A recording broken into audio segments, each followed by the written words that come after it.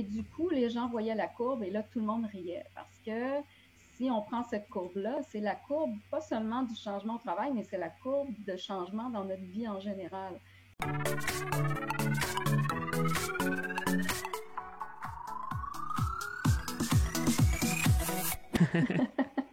Alors, les étapes du changement, comme je disais, David, tous ceux qui me connaissent et qui ont travaillé avec moi dans différents programmes, on a travaillé dans 41 entreprises quand même l'année dernière.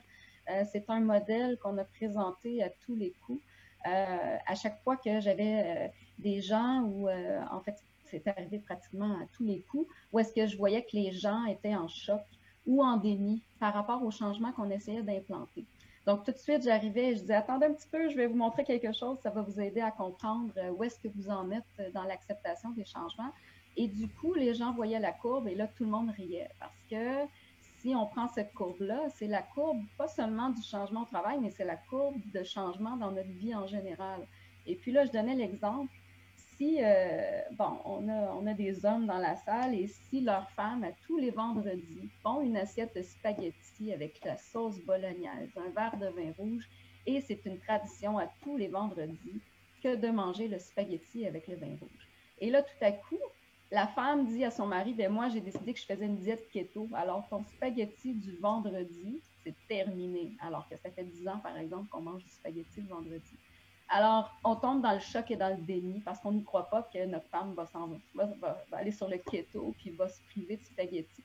Mais c'est bien ça qui arrive. Donc, quand on regarde ce graphique-là, on peut pratiquement, en fait, l'appliquer à toutes les sphères de notre vie, que ça soit dans nos relations professionnelles, personnelles, dans notre façon d'expérimenter avec nos amis.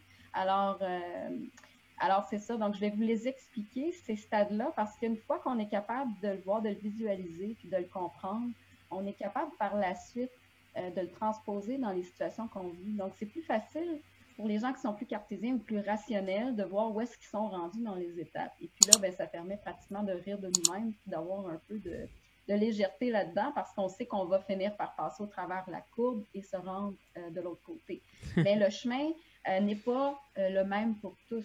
Alors, c'est l'erreur aussi qu'on vit un peu partout dans nos relations au travail parce que lorsqu'on fait un plan et qu'on le met à exécution, et là, on voit, là, c'est un plan, plusieurs entreprises font des plans de gestion de crise en ce moment, et il faut adopter un style de leadership plus directif dans ces contextes-là. Donc, c'est sûr qu'on enlève un peu plus le côté émotionnel, mais le leadership est important pour bien communiquer puis aller de l'avant.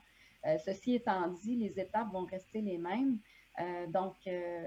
Si on regarde, par exemple, le premier, le choc, donc lorsqu'on reçoit une nouvelle et qu'on doit procéder à un changement, on est toujours en état de choc. Le choc peut être grand, le choc peut être plus petit.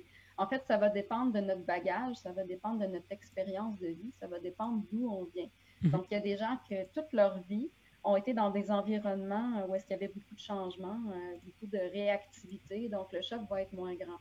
Les gens qui sont plus habitués dans la routine, qui sont plus tranquilles, qui sont plus dans la ligne droite, qui sont plus rigides au niveau du modèle de pensée, bien, ils vont avoir beaucoup plus de difficultés à passer à travers cette étape-là parce que justement, sont moins capables d'adapter leurs barrières limitatives. Et ça, c'est propre à chaque personne.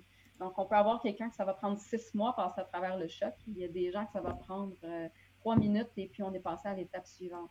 Donc, il n'y a pas de recette uniforme pour ces étapes-là. C'est vraiment en fonction de notre bagage de vie puis de notre expérience professionnelle et personnelle qu'on va pouvoir avancer. Donc, l'état de choc, c'est vraiment qu'on regarde ça et on est en état de choc et on ne sait pas, dans le fond, comment se positionner encore face à ça. Et c'est là que la communication est importante parce que pour passer à travers ces premières étapes-là, où est-ce qu'on voit que sur le dessin, c'est en rouge, on doit susciter l'adhésion. Donc, si on n'a pas l'adhésion, si on ne démontre pas un bon leadership ou des bonnes aptitudes de communication, alors c'est vraiment difficile de continuer sur le long de la course. C'est là que le savoir-être est très important. Hello, c'est David. Si cette vidéo t'a plu, sache que tu peux retrouver tous les épisodes en cliquant sur la playlist qui vient d'apparaître à l'écran. Sache également que tu peux télécharger mon nouveau livre Destination Business Bonheur. Si tu souhaites plus de liberté, plus de joie et plus de revenus dans ton business, c'est fait pour toi. Télécharge-le en cliquant sur la barre d'infos. Prends soin de toi pour mieux prendre soin des autres.